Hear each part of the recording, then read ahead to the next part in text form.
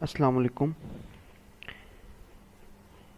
The topic we are going to discuss today is properties of and state of the substance and extensive plus intensive properties. So a quick review. What is matter? Matter is anything that has mass. Simple. And what is mass? A measure of the amount of stuff the object contains. Don't confuse it with a weight. अब mass और weight में आपको पता फ़र्क होता है. mass आपके पास एक स्केलर क्वांटिटी है और इसकी यूनिट kg होती है, किलोग्राम.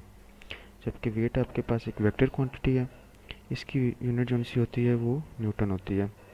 वेट आपका फोर्स ऑफ ग्रेविटी पे डिपेंड करता है. मतलब वेट अगर फोर्स ऑफ ग्रेविटी चेंज होगी उसके लिहाज से आपका वेट भी चेंज हो जाएगा, लेकिन मैस हर जगह पर सेम रहेगा. ठीक है. Okay. Volume. A measure of the space occupied by the object is called volume. Now there are four states of matter: solid, liquid, gas and plasma. Solid matter that cannot flow. It has a definite shape and as well as definite volume, and it has strong intermolecular forces between them. Next is liquid.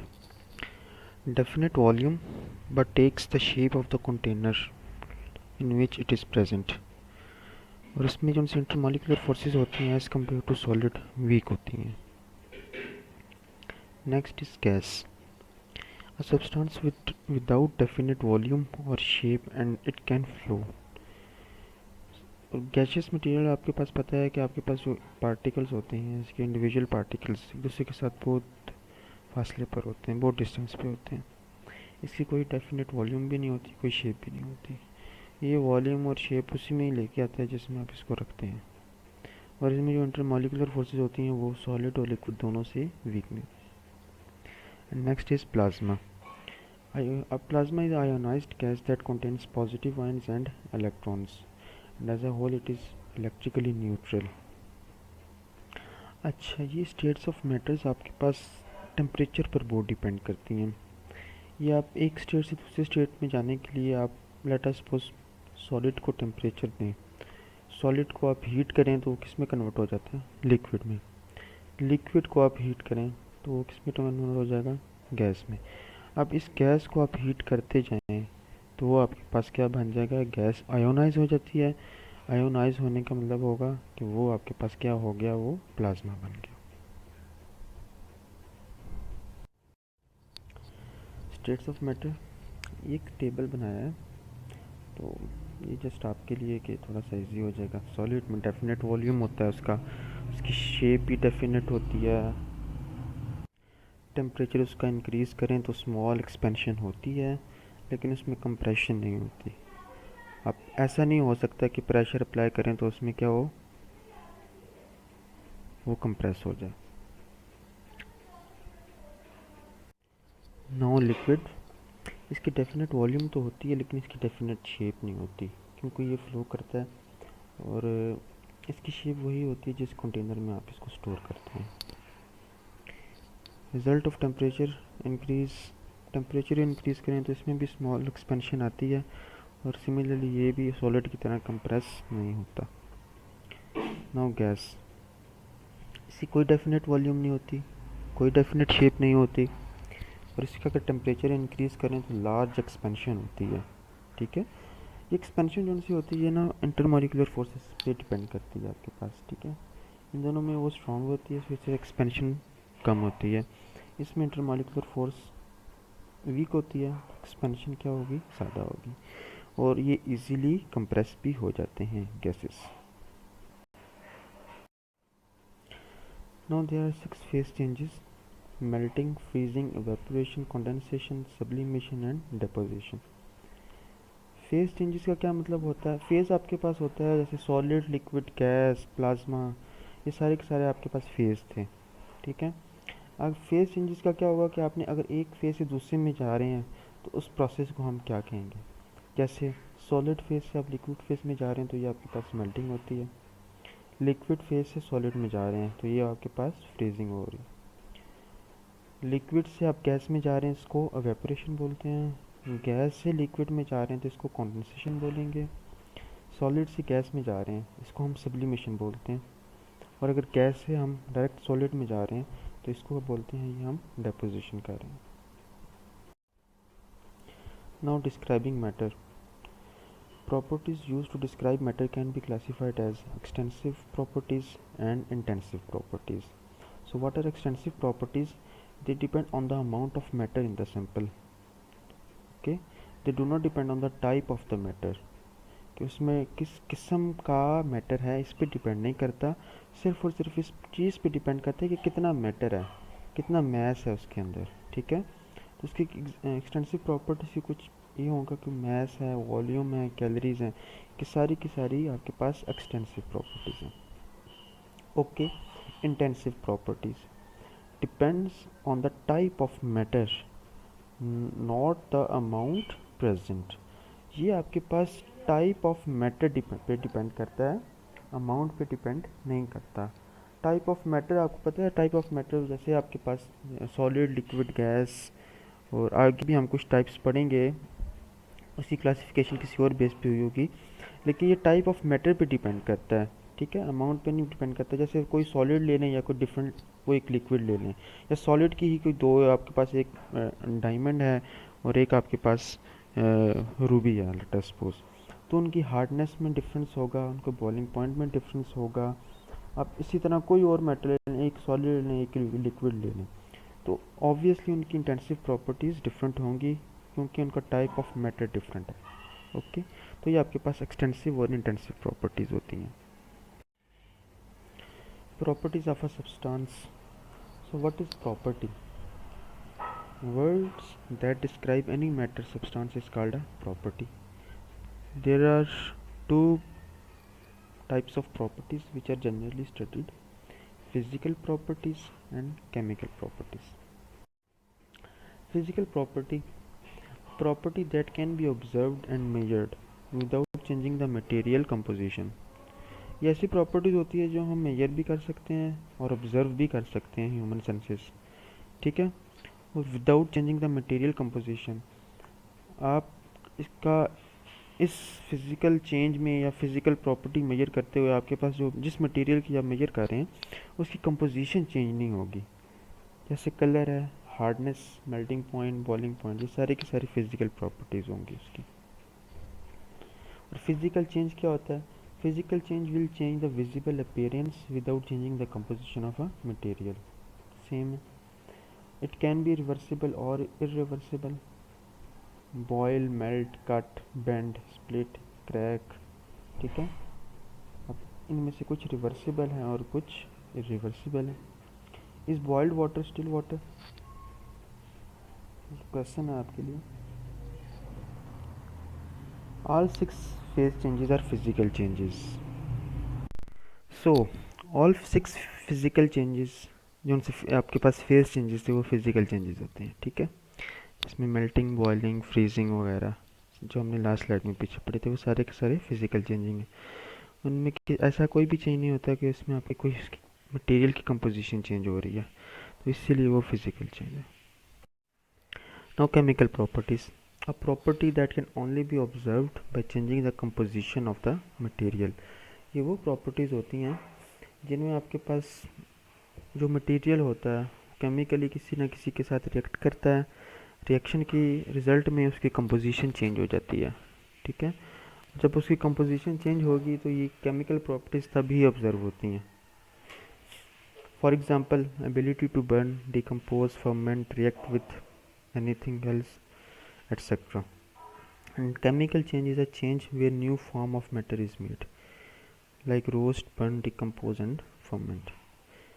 तो chemical properties और physical properties में बस यही difference होता है कि chemical properties में आपके पास मटेरियल कंपोजिशन चेंज हो जाती है, फिज़िकल प्रॉपर्टी में मटेरियल की कंपोजिशन चेंज नहीं होती। साइंस ऑफ केमिकल चेंज, कैसे पता चलेगा कि आपके पास मटेरियल में केमिकल चेंज आया? तो ये गैस प्रोडक्शन होती है। अमूमन जो रिएक्शंस आपने केमिस्ट्री में अपनी 12th ग्रेड में या 11th ग्रेड में आपने पढ़े थे, क्या होता था कि केमिस्ट्री में गैस कोई प्रोडक्शन हुई है, रिएक्शन में गैस प्रोड्यूस हुई है तो वो केमिकल चेंज होता है। प्रेसिपिटेट फॉर्मेशन हुई है तो वो भी केमिकल चेंज है। एनर्जी प्रोडक्शन, हीट है या साउंड है, लाइट है, कोई भी किसी किस्म की भी एनर्जी प्रोडक्शन हुई है तो वो भी केमिकल चेंज होता है। टेम्परेचर का चेंज है, एंडोथर्मिक एक्सोथर्मिक हो गया, ठीक है, ये सारे के सारे केमिकल चेंज होंगे। चेंज इन कलर, आपका कलर चेंज हो जाता है, ठीक है। कुछ आपके पास होते हैं ऑर्गेनिक कंपाउंड्स ऐसे होते हैं जिनको हम टेस्ट करने के लिए हम यूज़ करते हैं तो अपना कलर डिस्चार्ज करते हैं। काफ़ी आपके पास उनसे ऐसे टेस्ट्स हैं केमिस्ट्री में जो यूज़ होते हैं, तो सारे के सारे आपके पास केमिकल चेंज हैं। There are three types of matter: elements, compounds, and mixtures. And mixtures are further divided into heterogeneous and homogeneous solutions. Elements. Elements are simplest kind of matter. They cannot be broken down any simpler and still have the properties of that matter. Elements को आप तोड़ तो सकते हैं, लेकिन अगर हमने उसको तोड़ दिया तो वो किसी और एलिमेंट में कन्वर्ट हो जाएगा, ठीक है। ऐसा हो ही नहीं सकता कि आप किसी एटम को, एलिमेंट को तोड़ दें और सेम उसकी प्रॉपर्टीज़ भी वही रहें। तो इस सेंटेंस का वो मतलब है आपके पास कि can not be broken down any simpler and still have properties of that element. Okay, elements all one kind of atom. इसमें एक एलिमेंट में आपके पास एक किस्म के ही एटम एग्जिस्ट करते हैं। एटम आपके पास क्या होता है? द स्मॉलेस्ट पार्टिकल और unit of an element that has the properties of that element. Now compounds, substances that can be broken down only by the chemical methods. Okay, when broken down the pieces have completely different properties than the original compound and they are made up of two or more kinds of atoms, chemically combined, not just a physical blend. अच्छा, compounds में आपके पास एक या एक से ज़्यादा किस kinds के एटम्स होते हैं, या आप कह लें कि एक या दो या दो से ज़्यादा एलिमेंट्स मिल के आपके पास क्या बनता है? कंपाउंड बनता है, ठीक है। जब उसको हम तोड़ देते हैं तो उसके किसी भी कंपाउंड को तोड़ दें तो ओरिजिनल कंपाउंड से जो आपके पास आप जो ब्रेक डाउन हो गया नया आपके पास कंपाउंड या जो भी आपको एलिमेंट मिलेगा उसकी प्रॉपर्टीज डिफरेंट होंगी ओरिजिनल से। और ये आपके पास जो सा कंपाउंड्स बनते हैं जो आपके पास टू और मोर काइंड्स ऑफ एलिमेंट्स या एटम्स मिल के बनते हैं, ये केमिकली कंबाइंड होती हैं, ठीक है। केमिकली कंबाइंड का क्या मतलब होता है कि ये आपके पास कह लें कि फोर्सेस ऑफ अट्रैक्शन, ठीक है, ये बॉन्ड्स की मदद से आपस में कंबाइन हुए होते हैं, तो ये आपके पास कंपाउंड्स बनाते हैं। Mixtures, mixtures are a physical blend of at least two substances have a variable composition. Every part keep its own properties. Mixtures can be heterogeneous or homogeneous. Heterogeneous mixture, the mixture is not uniform in composition. इसका मतलब आपके पास mixture क्या होता है? Mixture में आपके पास काफ़ी किस्म के जो से होते हैं मटेरियल्स कह लें आप, कंबाइन हुए होते हैं, ठीक है, और वो फिज़िकली कंबाइन हुए होते हैं। उनमें आपस में ज़रूरी नहीं होता कि आप का केमिकल बॉन्ड के थ्रू आपस में जुड़े हुए हों और वही मिक्स आपके पास मिक्सचर बनाएंगे। मिक्सचर में आपके पास ऐसा होता है कि आपने पानी में रेत डाल दी, नमक भी डाल दिया, जो भी है आपने मतलब जो भी आप मिक्सचर बना सकते हैं, जो भी बना लें आप, ठीक है, उसको हम मिक्सचर बोलते हैं। हेट्रोजीनियस मिक्सचर ऐसा मिक्सचर होगा जिसमें यूनिफॉर्म कंपोजिशन नहीं होगी। क्या मतलब यूनिफॉर्म कंपोजिशन का?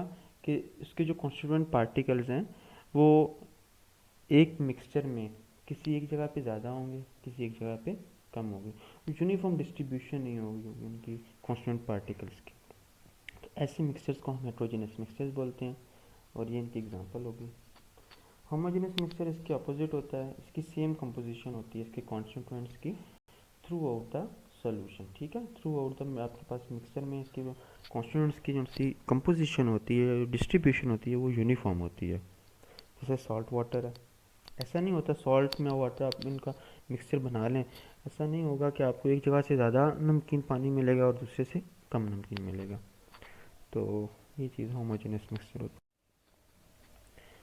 And more on homogeneous mixture mixed molecule by molecule thus too small to see the different parts can occur between any state of matter, gas in gas, liquid in gas, gas in liquid, solid in liquid, solid in solid alloys। या mixture मतलब आप किसी तरह से भी बना सकते हैं, गैस का गैस में भी बना सकते हैं होमोजेनस, लिक्विड का गैस में भी, गैस का लिक्विड में, सॉलिड का लिक्विड में, सॉलिड का सॉलिड में भी। Most common solutions consist of one और more substances dissolved. The dissolved material is called a solute, और जिसमें डिसॉल्व किया जाता है उसको हम कहते हैं वो सॉल्वेंट होता है। अगर सॉल्वेंट आपके पास वाटर है तो ऐसे सॉल्यूशन को हम क्या बोलते हैं? Liquid solution. A true solution will never separate or settle down on its own। True solution को आप कभी भी सेपरेट नहीं कर सकते, ठीक है? कभी भी उसके कॉन्स्टिट्यूएंट पार्टिकल्स को आप अलग अलग नहीं कर सकते। जैसे हम कहते हैं फिल्ट्रेशन हम कर देते होते हैं, और प्रेसिपिटेशन करके हम अलग कर सकते हैं, लेकिन जो ट्रू सॉल्यूशन होगा होमोजेनस ट्रू सॉल्यूशन, उसको आप कभी भी सेपरेट नहीं कर सकते। So what is a pure substance? A substance that has a fixed chemical composition throughout is called a pure substance। A pure substance does not have to be a single element or compound. However, a mixture of various chemical elements or compounds also qualifies a pure substance as long as the mixture is homogeneous। तो pure substances वो substances होते हैं जिनकी chemical composition fix रहती है, ठीक है? Time के लिहाज से, स्पेस के लिहाज से उनकी केमिकल कंपोजिशन अगर फिक्स रहे तो ऐसे सब्सटेंसेस को हम कहते हैं प्योर सब्सटेंस। प्योर सब्सटेंस के लिए ज़रूरी नहीं होता कि वो सिंगल एलिमेंट से या कंपाउंड से बन के, ठीक है? एज लॉन्ग एज उनकी केमिकल कंपोजिशन चेंज नहीं हो रही, तब तक हम वो कहते हैं कि it qualifies pure substance. Mixture भी आपके पास कौन सा होता है, वो भी प्योर सब्सटेंस में आ सकता है, लेकिन उसके लिए ज़रूरी है कि वो होमोजीनियस हो, ठीक है? होमोजीनियस अगर हेट्रोजीनियस होगा तो उसकी जो केमिकल कंपोजिशन होगी ना वो फिक्स नहीं रहेगी, वो वेरी करेगी from one place to another. इस वजह से हेट्रोजीनियस आपके पास मिक्सचर प्योर सब्सटेंस नहीं है। तो ये कुछ है नाइट्रोजन, एयर, ये आपके पास वाटर, एयर, लिक्विड और वेपर, लिक्विड वेपर, क्या आपके पास प्योर सब्सटेंस। अच्छा, a mixture of water and vapour, water vapor is a pure substance but a mixture of liquid and gaseous here is not। देखें, liquid और water vapour ये same composition में आएंगे आपके पास, ठीक है? इनकी फिक्स कंपोजिशन रहेगी, इसीलिए ये प्योर सब्सटेंस है। लेकिन अब लिक्विड और गैशियस एयर, ठीक है, वो आपके पास मिक्सचर ऐसा नहीं बना सकते कि वो प्योर सब्सटेंस को क्वालिफाई करे। Example, water, solid, liquid and vapour phases, mixture of liquid water and water vapor, carbon dioxide, nitrogen, mixture of gases such as air, as long as there is no change of phase change नहीं होता, ठीक है? तो students, ये आज का था आपका लेक्चर। आई होप आपको समझ आ गई होगी। फिर भी अगर आपके कोई क्वेश्चंस हैं तो आप पूछ सकते हैं। ओके, थैंक यू एंड अल्लाह हाफिज़।